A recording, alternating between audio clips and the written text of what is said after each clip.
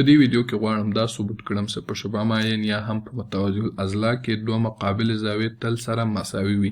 یعنې غواړم دا ثبوت کړم چې د CAB زاویه دا زاویه مساوي ده له BDC زاویې سره او یا هم د EBD زاویه یعنې چې ABD یعنې دا زاویه مساوي ده له DCA یعنې له دې زاویې سره. نو د لپاره زه باید دلته موازي او قاطع خطونه وپېژنم. نو راځم دې زولو ته داسې امتداد ورکوم، دې زول ته هم داسې امتداد ورکوم او دې زول ته هم داسې امتداد ورکوم.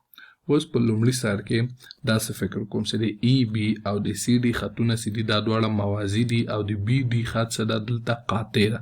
نو دلته باید داخلي متبادل زاویه منځته راسي. نو دا زاویه له دې زاویې سره داخلي متبادله زاویه ده. یو کاربل چې زه اوس کوم هغه به دا وي چې دلته دغه ټکی دی E په نوم نومو. نو دا دواړه چې داخلي متبادل زاویې چې دا باید سره مشابه او یا هم مساوي وي. نو دا داسې لیکلی شو چې د CDB زاویه د CDB زاویه دا مساوي ده او یا هم مشابه ده له کومې زاویې سره؟ له EBD زاویې سره، له EBD زاویې او یا هم د زاویې اندازې سره. ولې؟ ځکه داسې ده داخلي متبادلې زاویې دي. اوس دلته اوس داسې فکر کوم چې د AC او د BD خطونه چې دي دا موازي دي او د EB خط چې ده دا قاطع ده. نو دلته یو دوه متوافقې زاویې منځته راځي.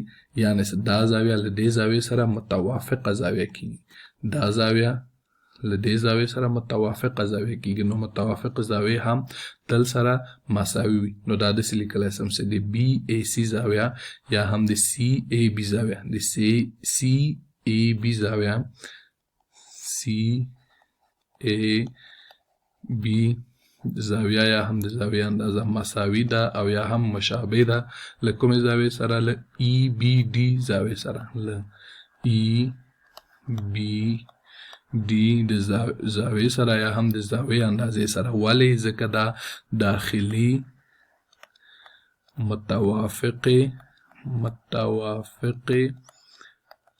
زاویې دي. اوس کله چې دا زاویه له دې زاویې سره مساوي سي او دا زاویه له دې زاویې سره مساوي سي، نو دا زاویه باید له دې زاویې سره مساوي وي. نو په دې معنی چې د CAB زاویه د CAB زاویه یا هم د زاویې اندازه مساوي ده او یا هم مشابه ده له BDC سره، BDC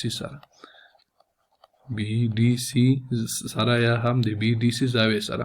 نو دلته زموږ د پوښتنې دا لومړۍ برخه ثبوت شوه. دوهمه برخه هم ډېر په اسانه په همدې لاره ثبوتېږي. هغه داسې چې لومړی د AB او د CD خط موازي ومنو او د AC خط یې قاطع سي.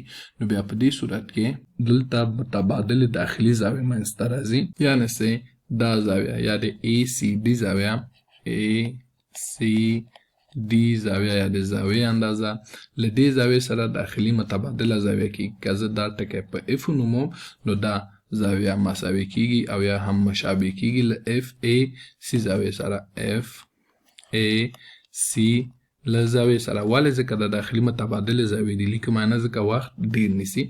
نو اوس که چېرته زه AC او BD خط دا موازي ومنم او د EB خط دا قاطع ومنم، دلته متوافق زاویې منځته راځي چې دا زاویه او دا زاویه متوافق زاویې کېږي. په دې معنی چې FAC زاویه دا مساوي کېږي یا مشابه کېږي له ABD زاویې سره، ABD د زاویې سره. اوس که چېرته دا زاویه له دې زاویې سره مساوي سي او دا بیا له دې سره مساوي سي، نو بیا دا زاویه بیرته له دې زاویې سره مساوي کېږي. په دې معنی چې یعنې ABD زاویه مساوي ده او یا هم مشابه ده له کومې زاویې سره؟ له DCA زاویې سره، DCA زاویې سره، DCA د زاویې سره. نو زموږ د پوښتنې دا دوهمه برخه هم ځواب شوه.